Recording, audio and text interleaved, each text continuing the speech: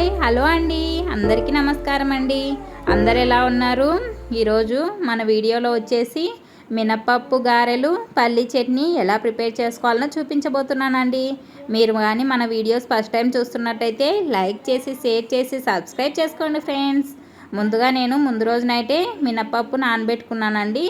తర్వాత మార్నింగ్ అవి మొత్తం బాగా వాష్ చేసుకొని మిక్సీ జార్లోకి తీసుకొని ఇలా మెత్తని పేస్ట్ లాగా రుబ్బి పెట్టుకున్నానండి. చూడండి, మనము ఇలా మిక్సీ జార్లో రుబ్బుకున్న పిండితో కూడా గ్రైండర్లో రుబ్బుకున్నట్టు వడలు చాలా టేస్టీగా చాలా క్రిస్పీగా వస్తాయి. తప్పకుండా ఒకసారి ఇలా ట్రై చేయండి. ఆ పిండిలో నేను 1 కప్పు ఇడ్లీ రవ్వ, మన టేస్ట్కి సరిపడా సాల్ట్ యాడ్ చేసి అది మొత్తం రవ్వ పిండిలో కలిసే విధంగా బాగా మిక్స్ చేసుకున్నానండి.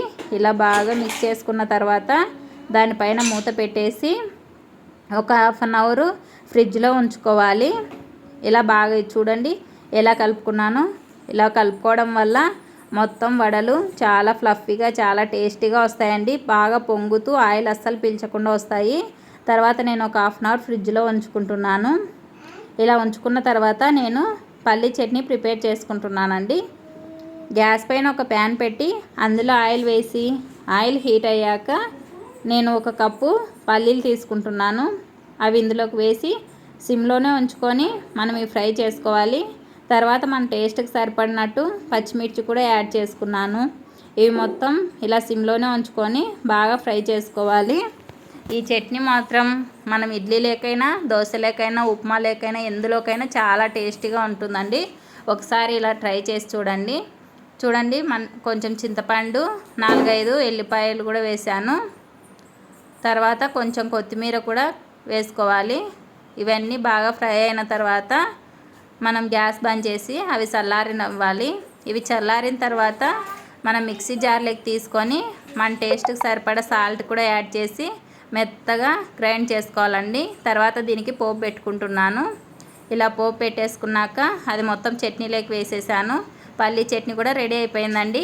ఇంకా ఫ్రిడ్జ్లో నుంచి మనం రుబ్బి పెట్టుకున్న మినపప్పు పిండి తీసుకొని అందులో 1 టేబుల్ స్పూన్ జీలకర్ర, కొంచెం కట్ చేసుకున్న కొత్తిమీర యాడ్ చేసి అది మళ్ళీ ఒకసారి బాగా మిక్స్ చేసుకోవాలండి.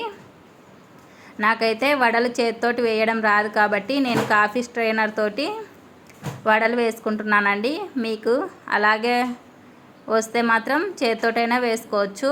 గ్యాస్ పైన ఒక ప్యాన్ పెట్టి అందులో ఆయిల్ వేసి ఆయిల్ హీట్ అయ్యాక ఇలా కాఫీ స్ట్రైనర్ సహాయంతో వడలు వేసుకుంటున్నానండి. చాలా రౌండ్గా చాలా బాగా వచ్చాయి. చూడండి, నేను ఫస్ట్ టైం చేసినా కూడా చాలా పర్ఫెక్ట్గా గారెలు వచ్చాయండి. మేమైతే వడలు అని కూడా అంటాము, కొందరు గారెలు అని కూడా పిలుస్తారు కదండి.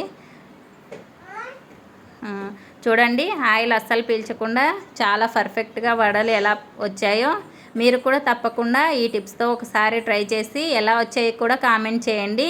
ఇలాంటి మరిన్ని వీడియోస్ కోసం మన ఛానల్ని సబ్స్క్రైబ్ చేసుకోండి ఫ్రెండ్స్. పల్లీ చట్నీ మినపగారెలు రెడీ. మీలో ఎంతమందికి ఈ కాంబినేషన్ ఇష్టమో కామెంట్ చేయండి. Thanks for watching. Bye bye.